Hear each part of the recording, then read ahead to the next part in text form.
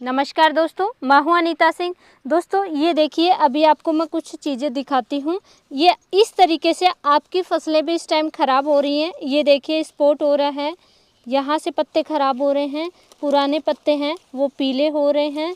ये देखिए, बाहर से देखने पे ये बेल बिल्कुल स्वस्थ है, लेकिन एक चीज़ मैं आपको और दिखाती हूँ। ये देखिए फल लगा हुआ था, यहाँ से ये सूख के ख़राब हो गया। नीचे के पत्ते हैं, ये ज़्यादा पानी भरा हुआ रहने की वजह से ये देखिए यहाँ से ये सड़ गया है। यहाँ पे फल लगता है लेकिन फल भी नहीं लगेगा और ये बिल्कुल ही देखिए ख़राब हो गया। ये फल यहाँ पे देखिए फल बनता है लेकिन ये भी ख़राब हो गया है। अब ये इतनी सारी समस्याएं आ रही हैं, और भी चीज़ें मैं आपको दिखाती हूँ एक बार।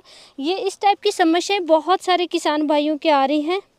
ये छोटा सा फल बना है, ये अभी स्वस्थ है, लेकिन अगर इसका इलाज नहीं किया तो ये फल सड़ने लग जाएगा और छोटा फल ही है वो खराब हो जाएगा। इस टाइप की समस्याएं इस समय बहुत ज़्यादा आ रही हैं। पत्तों पे स्पॉट बन रहे हैं या फल हैं वो ड्रॉप हो रहे हैं, सड़न की पैदा हो रही है। इस टाइप की समस्याएं हैं। सब्जियों की खेती आप कर रहे हैं तो दोस्तों आज का वीडियो बहुत इम्पोर्टेंट होने वाला है। आज की वीडियो में डिटेल से डिस्कस करेंगे आपकी इस समय फसलों में कौन कौन सी समस्याएं आ सकती हैं, कौन कौन से रोग आ सकते हैं, कौन कौन से पोषक तत्वों की कमी आएगी, कैसे आप अपनी फसलों को स्वस्थ कर सकते हैं, मरी हुई फसल को आप कैसे जिंदा कर सकते हैं। जानने के लिए वीडियो के अंत तक जरूर बने रहें। तो सबसे पहले तो दोस्तों आप अपनी फसलों में ये देखिए कि कौन सी फसल रिकवर हो सकती है, उसी में आपको खर्चा करना है। अगर फसल ख़राब हो रही है और जो रिकवर नहीं हो सकती उसमें आप खर्चा ना करें। ये देखिए कि जिस भी फसल के पत्तों पे धब्बे हैं, फल ख़राब हो रहे हैं, फ्लावर ड्रॉपिंग की समस्या आ रही है, उनको आप सही कर सकते हैं। लेकिन अगर तना गल रहा है, तना ही ख़राब हो रहा है तो पूरा पौधा ही ख़राब हो गया, फिर दोस्तों उस फसल को रिकवर करना मुश्किल है, इवन कि वो सही नहीं होगा। या जड़ें ख़राब हो रही है तब भी फसल रिकवर नहीं हो सकती है। ऐसी डिजीज जैसे कि आपने अभी प्लांटेशन किया है, डंपिंग ऑफ की समस्या आ रही है, कॉलर रोट की समस्या आ रही है, रूट रोट की समस्या आ गई, पानी लंबे समय तक भरा हुआ हो गया जिसकी वजह से पूरी फसल ही नीचे से ख़राब हो चुकी है, तो ऐसी फसलों में आपको खर्चा नहीं करना है। सिर्फ अगर पत्तों पे या फल है या फूल है इन पे समस्याएं आ रही है तो उनको आप ख़त्म कर सकते हैं।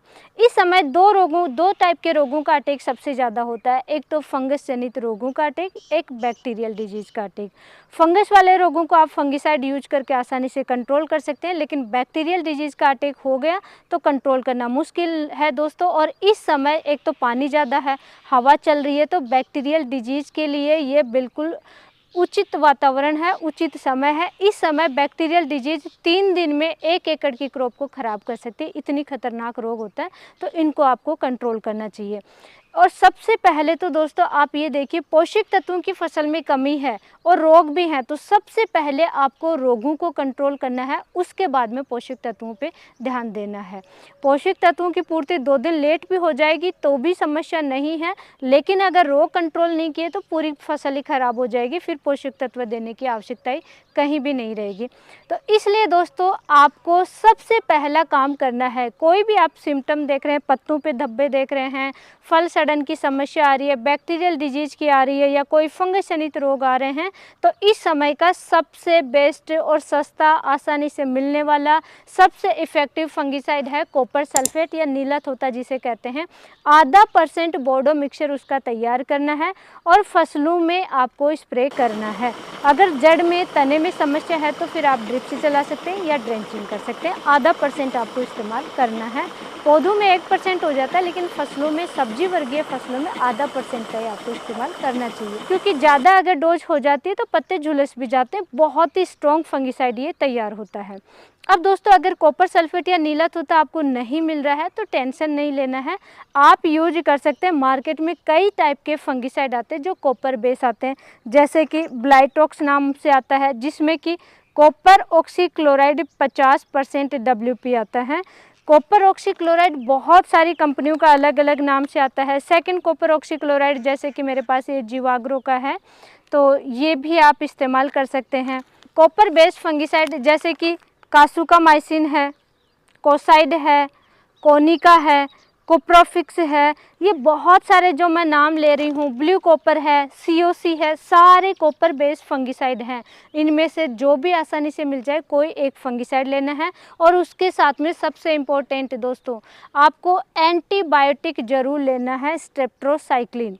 सीओसी कॉपर बेस कोई भी एक फंगिसाइड प्लस स्ट्रेप्टोसाइक्लिन का आपको अपनी फसलों में सबसे पहला स्प्रे करना चाहिए, किसी भी टाइप के रोग हों, क्योंकि बैक्टीरियल डिजीज को भी कंट्रोल करेगा और फंगस जनित रोगों को भी कंट्रोल करेगा। सबसे पहला काम यही है। सेकंड कार्य दोस्तों, इस समय अगर फल लगे हुए हैं, आपने देखा होगा कुछ किसान भाइयों की हमारे पास फोटो आई है, टमाटर है, ऊपर का छिलका है वो फट रहा है, टमाटर फटने की समस्या आ रही है। कोई भी फल है तो इस समय फटने की समस्या आ रही है, फलों पे भी ज़्यादा इफेक्ट देखने को मिल रहा है। तो आपको सल्फर बेस फंगिसाइड या सल्फर बेस जो भी फर्टिलाइज़र आते हैं उनका इस्तेमाल करना है। जैसे कि जिंक यूज करना है तो चिलीटेड जिंक यूज नहीं करना, zinc sulphate, ferrous sulphate, magnesium sulphate, magnesium का इस्तेमाल कर रहे हैं तो दोस्तों मैग्नीशियम सल्फेट यानी जो सल्फेट फॉर्मुलेशन में फर्टिलाइज़र है उनका आपको इस्तेमाल करना चाहिए, ताकि सल्फर भी मिलेगा और साथ में जो न्यूट्रिशन आप दे रहे हैं वो न्यूट्रिशन भी मिलेगा। ये सेकंड कार्य फसलों में ज़रूर करना है। फंगस वाले रोगों को भी कंट्रोल करेगा, पीएच भी मिट्टी का मेंटेन रहेगा और साथ में पोषक तत्व भी फसलों को चला जाएगा। अब बात करेंगे दोस्तों, रोगों को तो आपने कंट्रोल कर लिया, इस समय पोषक तत्वों की कमी क्या आती है या अधिकता किसकी हो जाती है। दोस्तों सबसे पहले आपको अपनी मिट्टी और फसल को समझना है। जहाँ पे बलुई मिट्टी है, बिल्कुल रेत है, रेतीली मिट्टी है, आपने कोई फर्टिलाइजर डाला, ज़्यादा बारिश हो गई या पानी भरा हुआ रह गया है तो लीच आउट हो जाता है, जड़ों की पहुंच से नीचे चला जाता है, विशेष तौर से नाइट्रोजन। आपको लग रहा है कि बारिश ज़्यादा हो रही है, भाई नाइट्रोजन की तो कमी आनी नहीं चाहिए, फिर भी नाइट्रोजन की कमी आती है। जिनकी मिट्टी हल्की होती है, बलुई मिट्टी होती है, रेतीली मिट्टी हो, वहाँ पे नाइट्रोजन की कमी आती है, क्योंकि आप जो फर्टिलाइजर डालते हैं वो लीच आउट हो जाते हैं।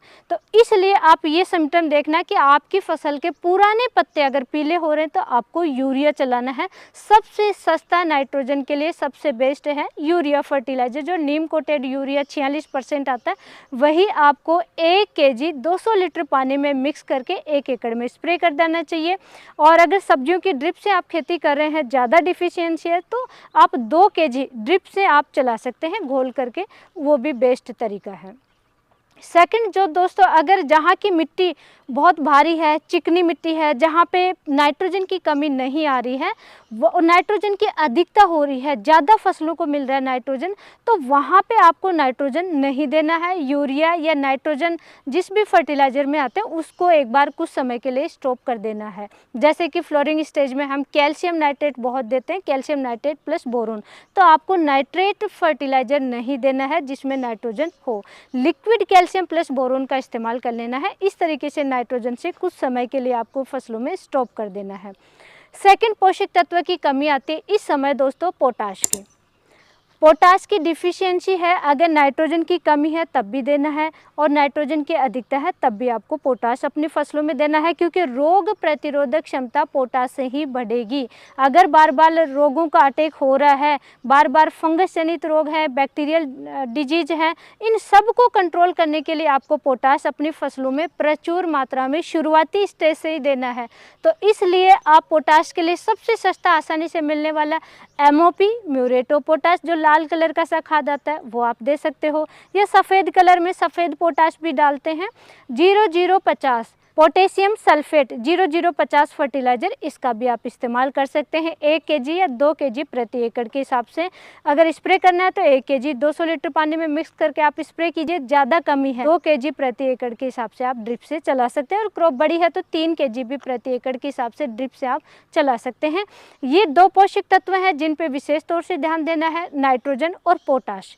और रोग हैं तो दोस्तों आपको सल्फर या सल्फेट फॉर्मुलेशन वाले फर्टिलाइज़र देने हैं, और साथ में दोस्तों कॉपर बेस्ड फंगिसाइड का स्प्रे करना है, जो बहुत सारे नाम मैंने आपको बताए हैं, जैसे कि ब्लू कॉपर है, COC है, कासुकामाइसिन है, कोनिका है, कोसाइड 2000 है, कोसाइड 3000 है, ब्लाइटॉक्स है, बहुत सारे आते हैं, किसी का भी इस्तेमाल कर लीजिए। 4 कार्य हैं जो आपकी फसलों में आपको ज़रूर कार्य करने हैं। और ऐसी ही नॉलेजफुल जानकारी के लिए वीडियो को लाइक कीजिए, चैनल को सब्सक्राइब कीजिए, ज़्यादा से ज़्यादा शेयर जरूर करें। धन्यवाद।